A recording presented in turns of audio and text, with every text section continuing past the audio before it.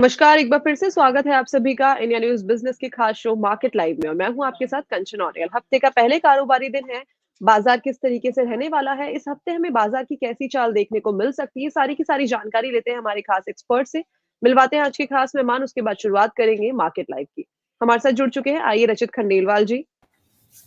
नमस्कार सर, स्वागत है आपका शो में। नमस्कार मैम, सभी दर्शकों को भी नमस्कार और आने वाले फेलो एनालिस्ट को भी नमस्कार। नमस्कार सर। और हमारे साथ जुड़ चुके हैं आर्य रोकेश सेठिया जी। नमस्कार सर, स्वागत है आपका शो में। गुड मॉर्निंग कंचन जी, आपको दर्शकों को सुप्रभात एंड मार्केट आपको अच्छा प्रॉफिट बना के दे, यही शुभकामना से आज का सेशन शुरू करते हैं। और मकर संक्रांति की भी हार्दिक शुभकामनाएं आप सभी को। जी ठीक है। रचित सर, कैसा लग रहा है मार्केट, जिस तरीके से इस टाइम पे मार्केट का ओवरव्यू है, क्या लगता है जो ये हमारा जनवरी का महीना है वो किस तरीके का जाने वाला है? ऑल्दो इसने अपना जो ट्रेंड है, जो हमेशा जनवरी का ट्रेंड दिखाया, अभी तक वैसा ट्रेंड तो नहीं आया है, लेकिन अभी वापस से डर बाकी है बिकॉज अभी आज हम 15 तारीख में है, 15 दिन और बाकी है जनवरी को। कोई रिवर्सल हमें बाजार में देखने को मिल सकता है इन 15 दिनों में? देखिए, सबसे पहले तो माफी चाहूंगा, आप दोनों ने मुझे याद दिलाया कि अभी हम एक फेस्टिव सीजन में भी हैं। थैंक्स टू मार्केट, हमें बिल्कुल याद ही नहीं रहने देता है कि कोई त्योहार भी है जो हमें मनाना है। तो happy Makar Sankranti, happy Pongal, happy उत्तरायण, जो भी आपके एरियाज में फेस्टिवल्स हैं आज, और उसके लिए बहुत बहुत शुभकामनाएं। और जैसे कि लोकेश भाई बोल रहे हैं मार्केट आपको अच्छा परफॉर्मेंस करके दे, तो उसकी शुभकामनाएं मेरी तरफ से भी। अब आ जाते हैं थोड़ी सीरियस टॉक पे। मार्केट देखिए, एक बहुत सिंपल बात है कि अगर हम 2008 का भी करेक्शन देखें जनवरी का, तो आई बिलीव वो मतलब, क्योंकि मेरे डेटा और नंबर्स बहुत ज्यादा स्ट्रॉन्ग नहीं है, आई बिलीव 21 या 22 जनवरी के आसपास से सर्किट लगे थे, करेक्शन आया था और सब कुछ हुआ था। उसके पहले 2008 जनवरी में मार्केट लाइफ हाई मार रहा था, जैसे हम अभी मार रहे हैं। बट उस टाइम के सिनेरियो आज के सिनेरियो में बहुत फर्क है।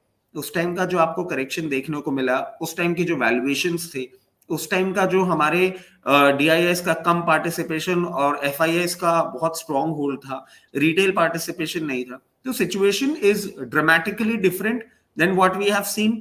अगर आप बोलें कि साहब करेक्शन आएगा और क्या हम वैसा सब कुछ देख सकते हैं, I really don't see it happening. क्योंकि आज के टाइम पे हमारा डोमेस्टिक मार्केट, हमारा रिटेल मार्केट बहुत पावरफुल हो गया है। उस टाइम पे लोग, अगर जरा से भी करेक्शन आता था तो लोग बेचने में ज्यादा इंटरेस्टेड रहते थे।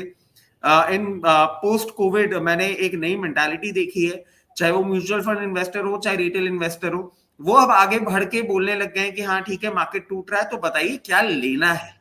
And this change in the mentality actually gives us more of confidence, क्योंकि अब उनका सेलिंग प्रेशर हावी नहीं होता है, वो कहीं ना कहीं बाइंग करने के लिए तैयार रहते हैं, उनका सपोर्ट मार्केट में आने को तैयार हो जाता है।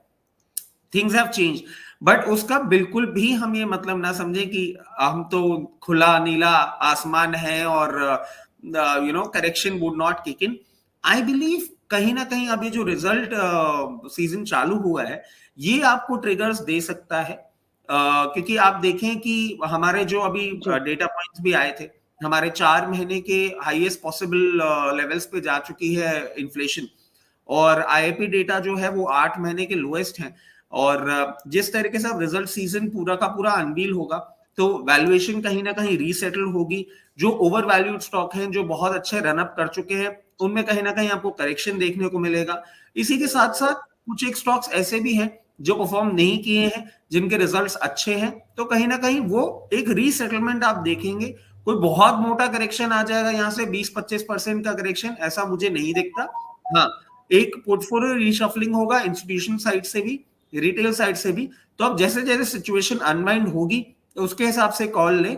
और मैं जैसे कि हमेशा बोलता हूं, अगर आप एक short to medium term trader हैं, it's always good to book profits, not completely, but position का कुछ बहुत आप जरूर बुक करके रखें कि मार्केट अगर आपको थोड़ा सा भी डाउन ट्रेंड दे तो आप अपनी पोजीशन वापस से रिक्रिएट कर पाए। Not that I am seeing very corrections, but हाँ, यहां से थोड़ा बहुत करेक्शन एक्सपेक्ट कर सकते हैं। और वो करेक्शन मैं समझता हूं कि अब आपको आईटी में मिलेगा। And this is a change in my stance, क्योंकि पहले मैं आईटी में बहुत ज्यादा बुलिश था, and you have seen how IT has performed. मतलब विप्रो जैसा काउंटर भी अगर चलने लग जाता है तो समझ में आ जाता है कि हाँ अब आईटी की स्टोरी हो चुकी है। सो आई बिलीव अब आईटी में से आप अपने आप को पुल आउट कर सकते हैं, क्योंकि आईटी में जिस तरीके के गाइडेंस आ रही हैं वो बहुत ज्यादा कंफर्टिंग नहीं है। और अब कहीं ना कहीं ऐसा लग रहा है कि आईटी की रीशफलिंग होके जो बहुत टाइम से परफॉर्म ना करने वाला सेक्टर है, जो बैंक निफ्टी है, आप देखिए मैं समझता हूं बैंक निफ्टी एक फ्रेश ब्रेकआउट के लिए तैयार हो रही है। आई डोंट से इट कि वो इस वीक आएगी या नेक्स्ट वीक आएगी, I am not that good with my charts, but हाँ अब मैं समझता हूं in time to come Nifty को सपोर्ट करने के लिए जो ड्राइविंग फोर्स है, जो गाड़ी चलाने वाला भाई है, अब वो बैंक निफ्टी बनने वाला है। जी ठीक है, तो बैंक निफ्टी में हमें एक रैली देखने को मिल सकती है और साथ ही साथ जो हमारा पोर्टफोलियो है वो इस टाइम पे रीशफलिंग का टाइम आ गया है और पार्शियल बुकिंग की भी कहीं ना कहीं अगर आपको प्रॉफिट दिख रहा है तो आप वहां पे करके चल सकते हैं। ठीक है, लोकेश सर आपके पास आना चाहूंगी। सर आपका क्या ओवरव्यू है इंडियन मार्केट को, बिकॉज अगर हम एशियन मार्केट की तरफ देखें, ग्लोबल मार्केट की तरफ देखें तो काफी ज्यादा स्लगिश लग रहे हैं। क्या लगता है कि इंडियन मार्केट किस मजबूती के साथ खड़े रहेंगे इस वक्त? कंचन जी, मैं रचित जी से 80% तक सहमत हूँ, 20% थोड़ा सा असहमत हूँ। बैंकिंग में बहुत ज़्यादा बुलिश हूँ, आईटी में मैं थोड़ा सा कंजर्वेटिव हूँ, आपको पहले से भी बताया था। आईटी एक्चुअली क्या है, अगर आप देखोगे आईटी जो आज 2-3 दिन से जो रैली आई है आईटी में, वो क्योंकि एक्सपेक्टेशन था खराब रिजल्ट का, उससे कम खराब आया है। ये अच्छा रिजल्ट नहीं है, एक्सपेक्टेशन बहुत ज्यादा खराब का था, उससे कम खराब आया है। अब अगर 25 के मल्टीपल वाले स्टॉक, 30 के मल्टीपल वाले स्टॉक 4-5 के ग्रोथ में आप देखोगे तो कितने ये मल्टीपल नहीं बनने वाले, ये बात समझ लीजिए। क्योंकि 20-25 के मल्टीपल में चल रहे हैं और उनका ग्रोथ जो है 4-5-6 की ग्रोथ में अगर कंपनी ग्रो करेगी तो मुझे नहीं लगता अभी ये कोई मल्टीपल रिटर्न वाले कोई सिनेरियो हमें दिख रहा है।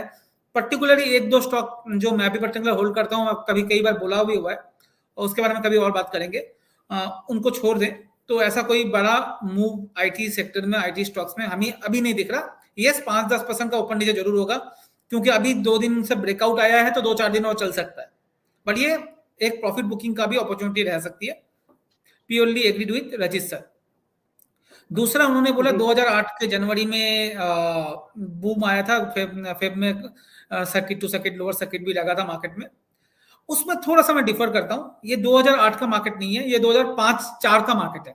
4 से 8 में जो रैली आई थी, 8 में हम पहुंचेंगे, बबल भी होगा, मार्केट बड़ा क्रैश भी आएगा। वो बाहर से हो रहा है, यूरोप, यूएस, वहां पर जिस तरह से डेट बढ़ रहे हैं, वहां से वो बबल क्रिएट होगा। इंडिया क्योंकि लेफ्ट आउट फीलिंग होगा इंडिया में, तो बहुत ज्यादा पैसा इंडिया में आने वाला है आने वाले 2-3-4 साल में। तो ये जैसे रचित जी ने भी बोला, इंडिया का मार्केट में जब भी टूटता है तो रिटेल बोल रहे हैं कहाँ लगाना है बताइए, हम पैसा दे रहे हैं, करेक्ट। तो वो पैसा प्लस बाहर का पैसा, ये स्टॉक आपको मिलेंगे नहीं, तो ये ओवरवैल्यूड बबल क्रिएट करेंगे आने वाले 2-3 साल में। अब वो एक अपॉर्चुनिटी होगी उस टाइम पे एक बार निकल जाने के लिए भी, तो हम उस टाइम पे बात करेंगे उस बारे में। वो उसके लिए हम 3 साल 2 साल दूर है, आज नहीं है, 2-3 साल दूर है, तो आज उसके बारे में बात नहीं करेंगे। आज हम है 2004-2005 के मार्केट, स्टार्टिंग मार्केट में, जहां से 3 साल का बड़ा रैली आपको मिस नहीं करनी चाहिए। अब आते हैं इस साल के पॉइंट ऑफ व्यू से, अगर मैं थोड़ा दायरा छोटा करता हूं, अब 3 साल के 1 साल करता हूं, तो मुझे नहीं लगता इस बार मार्केट आपको ज्यादा अर्निंग को बीट करने वाली रिटर्न देगी इंडेक्स वाइज। मार्केट ऑलरेडी 2-3 साल के इन जो रिटर्न है, जो क्वार्टरली अपडेट आप रिजल्ट देखते हैं, आप 15-16% का लेके चल रही है और उसके हिसाब से ऑलरेडी मल्टीपल दे चुकी है। अगर वहां से थोड़ा कम हुआ तो करेक्शन आ सकता है, वहां तक आया तो भी ज्यादा मार्केट नहीं बढ़ेगा, तो आपको इंडेक्स मोटा मोटा 10-12% का रिटर्न फ्रॉम जनवरी टू दिसंबर तक दे सकती है। तो जनवरी में अगर हमने 21,000 का इंडेक्स देखा है, इसका मतलब है by the end of December मोटा मोटा हमारा जो टारगेट है वो 23,000 से 24,000 का निफ्टी आपको देखने को मिल सकता है मैक्स, उससे ज्यादा हम नहीं देख रहे निफ्टी में। और उसके बीच में इलेक्शन भी आ रहा है, उसके बीच में और भी ज्यादा ओपन और भी न्यूज फ्लो भी आएगा, तो वो देखेंगे। मोटा मोटा हमें ये लग रहा है, और इस बीच में कुछ कुछ सेक्टर हैं जो आउट परफॉर्म करेंगे, समथिंग लाइक बैंक निफ्टी जो अंडर परफॉर्म कर रहे थे, ये अंडर परफॉर्म होने के बाद भी आउट परफॉर्म क्यों नहीं कर रहे, अंडर परफॉर्म होने के बाद भी ये ओवर ओन्ड है। अगर आप देखोगे निफ्टी इंडेक्स का 35-40% जो होल्डिंग है वो बैंकिंग में, और ज्यादातर रिटेल, ज्यादातर म्यूचुअल फंड, ज्यादातर एफआईज के पास यही होल्डिंग्स है बैंकिंग की। इसलिए नए कस्टमर चाहिए हमें बैंकिंग में इन्वेस्टमेंट के लिए, तो उसलिए थोड़ा सा टाइम लग रहा है, बट मुझे लगता है बैंकिंग बहुत अच्छा करेगा।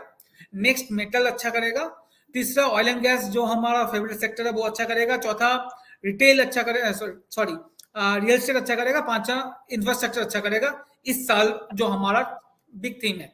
अब आते हैं 7 दिन के पॉइंट ऑफ व्यू से। 7 दिन में ब्रेकआउट हुआ है निफ्टी में, मुझे लगता है 22,300 22,400 आपको ऑन द कार्ड है आने वाले 7 से 8 दिन में। 21,800 21,900 का आपका बेस बन चुका है, तो वो आपका सपोर्ट रेंज होगा। तो पूरा मुझे लगता है बड़े थीम से लेके छोटे थीम तक आई बिलीव मैंने थोड़ा एक्सप्लेन कर दिया। जी ठीक है, तो बड़े लॉन्ग टर्म के हिसाब से भी और हमने मीडियम टर्म के हिसाब से भी दोनों तरीके समझ लिया कि बाजार का क्या ओवरव्यू है। ठीक है रचित सर, मैं आपके पास आना चाहूंगी। सर अभी पॉली को आप